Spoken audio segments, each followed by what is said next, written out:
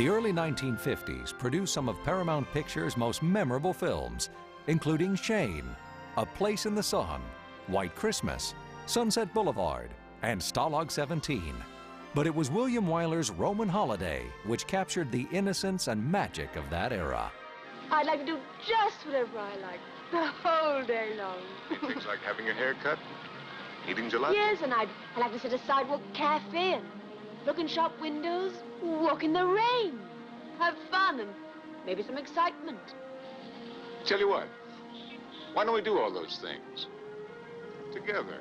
But don't you have to work? Work? Now, today is going to be a holiday.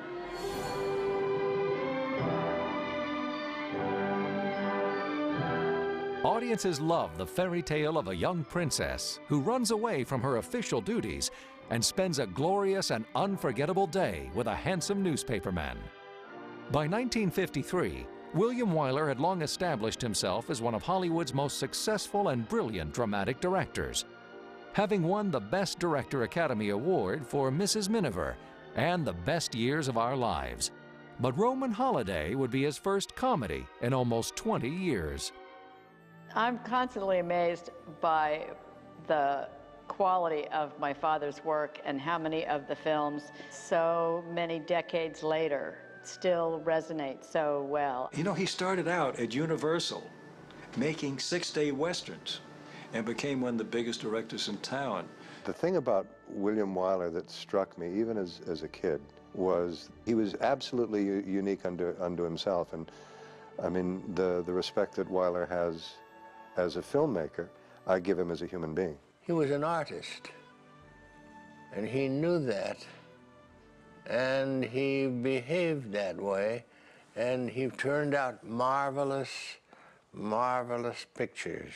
My father had a terrible time deciding on what film to make next. Usually it was a struggle that took months. Wyler wouldn't do a script that wasn't mechanically properly structured. The story for Roman Holiday was written by Dalton Trumbo. Trumbo was a highly regarded screenwriter in Hollywood, but in the early 1950s he was considered a communist sympathizer by the House Subcommittee on Un-American Activities and was blacklisted by the film community. I never knew until much later that Dalton Trumbo had written that screenplay because everyone kept it a deep secret. Hollywood's had a lot of dark moments in our business, mostly bright, not in dark moments. We had a period of the blacklist, for instance. Dalton Trumbo contributed greatly to Roman Holiday. His name was not on the screen. Are you or have you ever been a member of the Communist Party? I believe I have the right to be confronted with any evidence which supports this question. I should like to see what you have. Dalton Trumbo had just been investigated by HUAC, and he wouldn't talk, and he was going to be imprisoned for, he had a year's prison sentence for communist sympathies and for not talking. I think it's a wonderful story that the writer Ian Hunter fronted for Trumbo. So he realized he was going to have to get some money for his wife and children while he was in jail, so he quickly wrote this screenplay under a pseudonym. He got $50,000, which he gave to Trumbo. And Frank Capra was originally going to direct it, and then he found out it was Dalton Trumbo, and he got nervous. William Wyler stepped in. My father was not afraid to hire people who were blacklisted. Trumbo still managed to write 18 screenplays under pseudonyms during the dark years he was considered an outcast by Hollywood. And it would be 4 more decades before he would officially be recognized for his work. I think later the Writers Guild saw that it was put back on the screen, probably credits like that. It was a tragic period for our industry. But I think our industry is trying to reconcile those days and try to come back. Wyler was keenly aware that the casting of Roman Holiday would be critical to the picture's success. Initially, he had considered Elizabeth Taylor and Gene Simmons for the role of the princess, but since neither was available, he chose a young, unknown actress, and by doing so, launched the film career of one of Hollywood's brightest stars. While working in a small film in Monte Carlo, Audrey Hepburn was spotted by the noted French writer Colette, Colette, intrigued by the young actress's beauty and demeanor, insisted that she be considered for the title role for the upcoming Broadway production of her play, Gigi, a part that Hepburn easily won. Coincidentally, at the same time, Paramount had also heard about this young actress. The first big picture that Audrey Hepburn did for us, of course, was Roman Holiday, which was shot in Rome. And it was the first picture she'd done in America. I mean, she had had roles before, but not in major films. She'd done Broadway, she'd done Gigi on Broadway, so she wasn't just the ugly duckling who suddenly sprouted, but there was a little of that. There was a little bit of a fairy tale story in her own leap to stardom. Well, I think my father was very excited to find Audrey Hepburn. It was something of a fluke because she was completely unknown. He decided to do a test of her, and although he wasn't able to stay and film it himself, he told the director to ask the cameraman and the sound man to keep them both rolling after the director said cut, so that she would relax and they would be able to see her in a relaxed state. You spent the whole war in Arnhem? Yes. Wasn't it pretty awful? Yes, it was very bad. But did you entertain the people there yourself? Is that how you began? No, not quite how I began. I went to ballet school once I knew I was settled there for quite a while. Didn't know how long the war was going to last, so I went to a ballet school and learned to dance. And in about 1944, about a year before the end of the war, I was quite capable of performing. And it was a sort of some way in which I could make some contribution, and I did give performances to collect money for the underground, which always needed money. And what about the Germans? What did they do about it? Let's know about it. Just as Audrey Hepburn is in a class by herself, it seems more so now even than she did at the time, I think. She stood up in a way that maybe other stars of the 50s haven't. She was way above us. She was so darling, she was so wonderful, so helpful. She was not Hollywoodish at all, but she could act. She is her own romantic mystique. She's not really plugged into some kind of general 50s dynamic. I think she carries her own romantic system with her. She's just one of a kind. Can I sleep here? Well, that's the general idea. Can I have a silk nightgown with rosebuds on it? I'm afraid you'll have to rough it tonight. In these. Pajamas. Sorry, honey, but I haven't worn a nightgown in years. For the role of Joe Bradley, the male lead, Wyler first offered the part to Hollywood favorite Cary Grant. But after reading the script, Grant declined, knowing that all of the attention in this picture would be centered around the princess.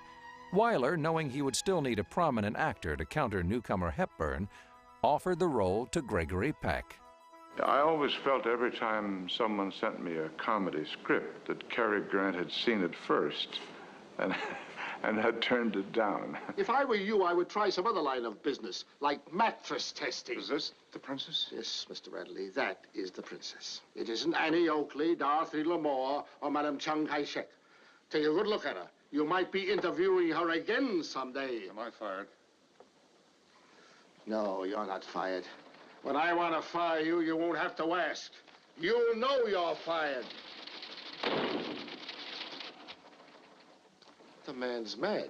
I had done a good deal of comedy in the theater, even some farce. So I jumped at the opportunity to play Roman Holiday.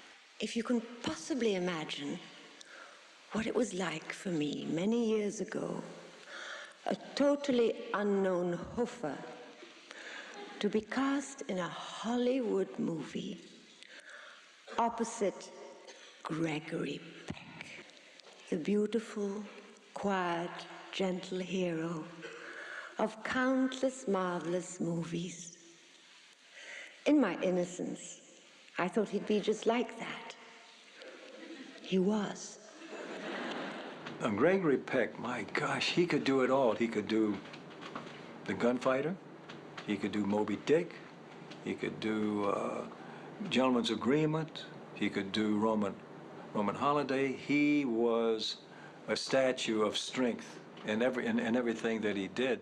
Well, Greg Peck was as we say, a considerable man. There was a real presence there and a real weight and a sense of somebody who was not flighty and not superficial and really cared enough to take the time.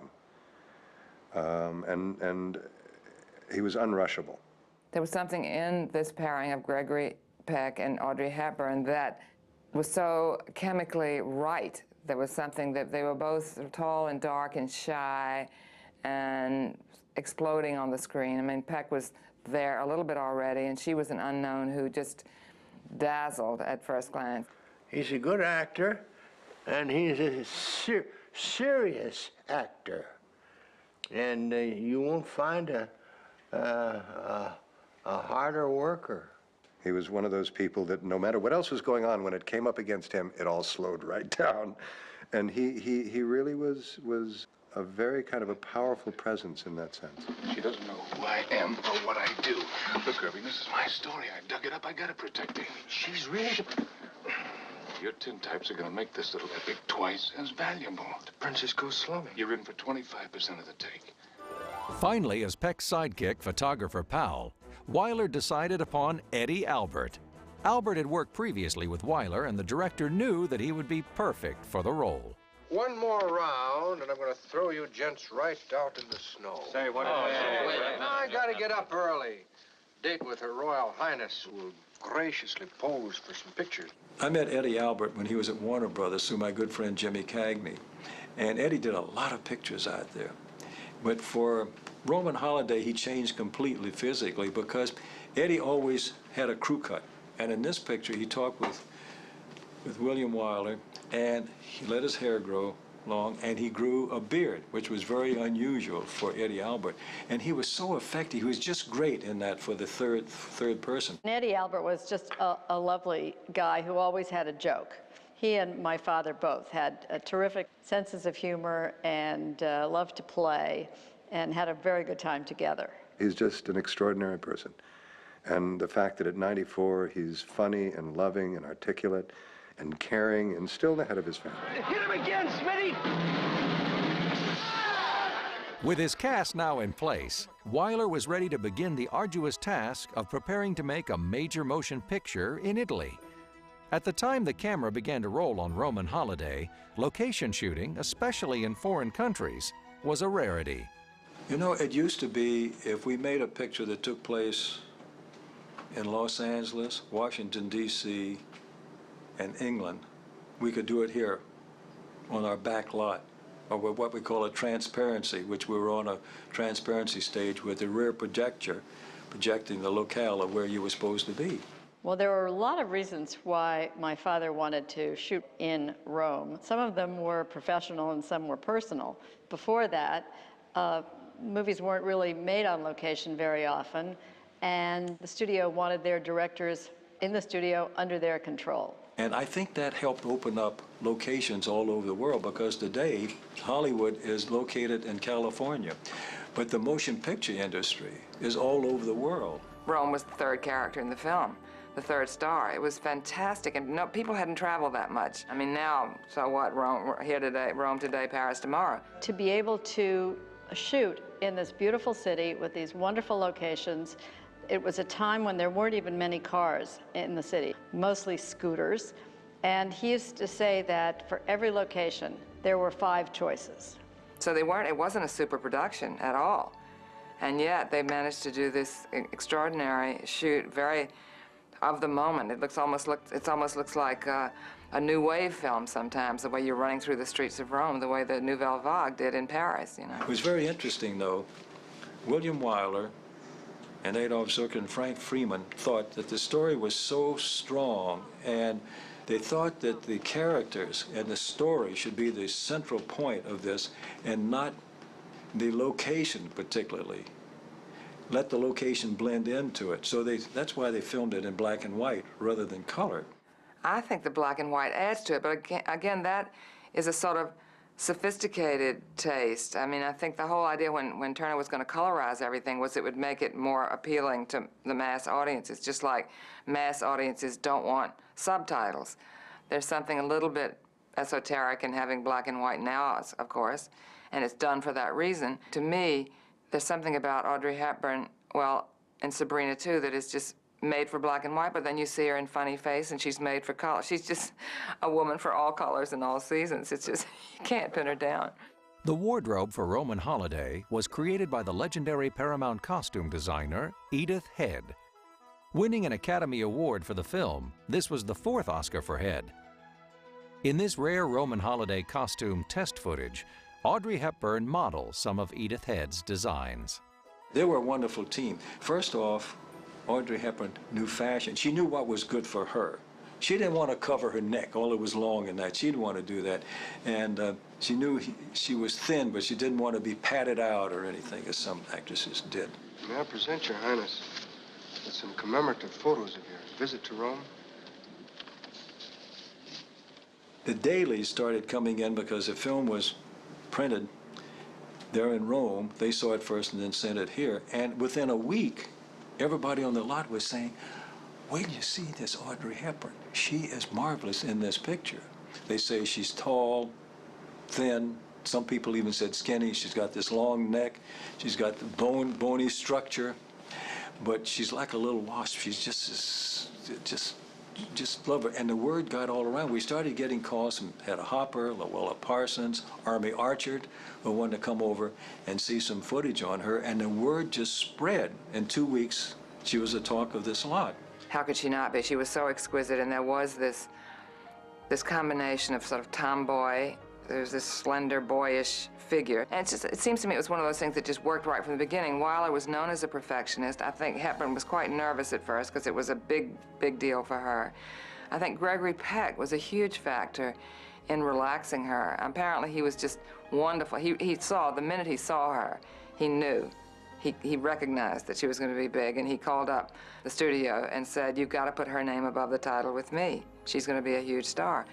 And the contract had been drawn up as Gregory Peck in Roman Holiday and introducing Audrey Hepburn. And I called him and I said, this cannot be.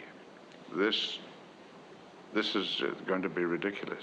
This girl is going to win the Academy Award in her first role. And her name must be up above the title with mine. And this is not just a simple altruism and generosity on my part. It would look foolish any other way.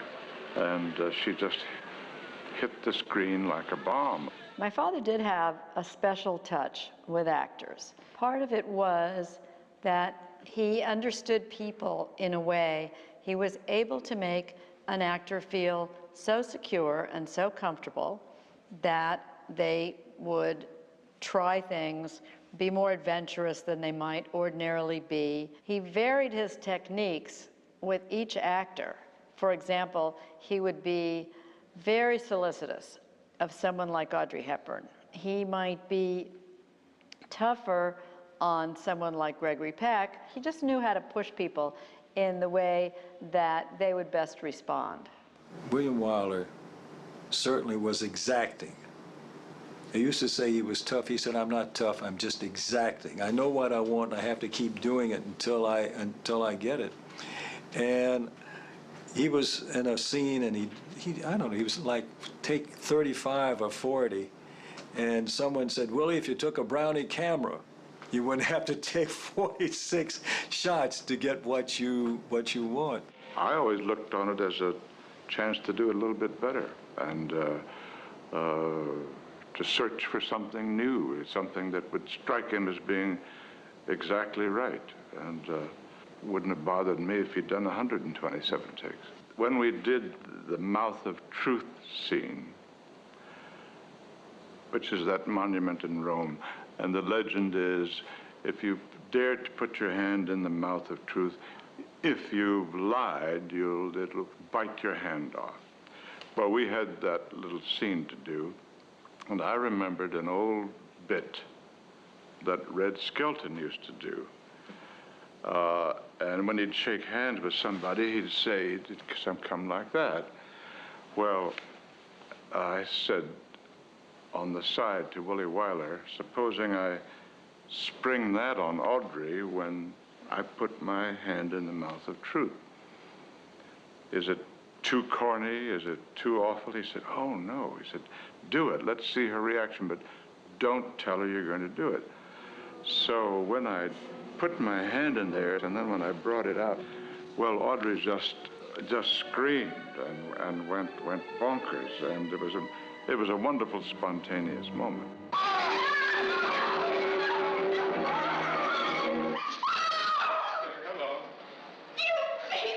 That was only one take. I remember that it was a very hot summer in Rome. There were a lot of big scenes in old palaces where the temperature would get up to 110 or so. I was 12 and my sister was 9, and my father decided that he would squeeze us into a scene at the Trevi Fountain. Gregory Peck is looking wildly for a camera to document the Princess Audrey Hepburn's getting her hair cut off.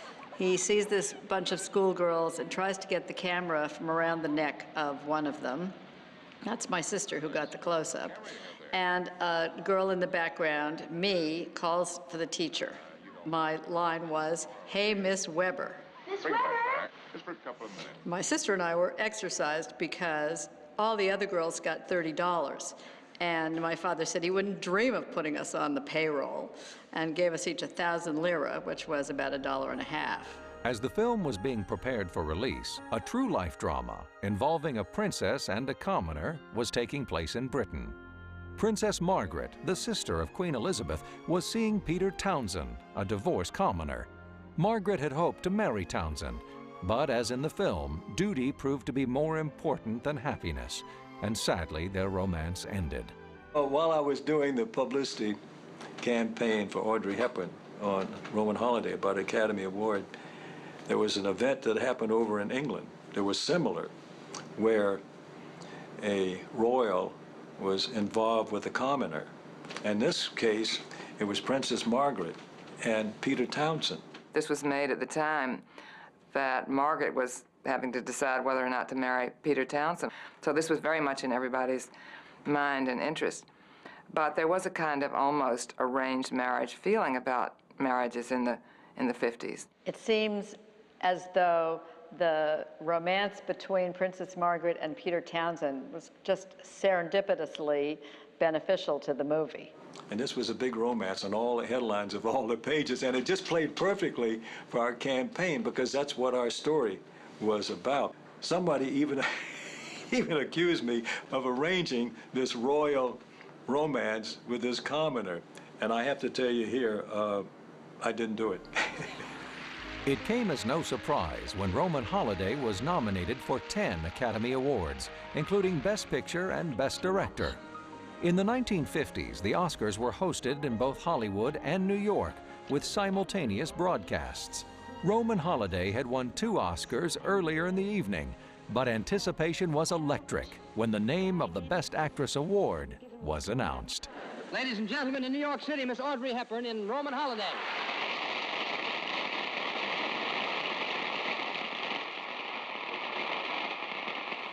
It's too much. I want to say thank you to everybody who in these past months and years have helped, guided, and given me so much. I'm truly, truly grateful and terribly happy. It has been 50 years since Roman Holiday was released in theaters. Today, the film is still considered one of the film world's most enduring classics. But the film is more than that. It is a testament to the many people who helped bring this motion picture to the screen.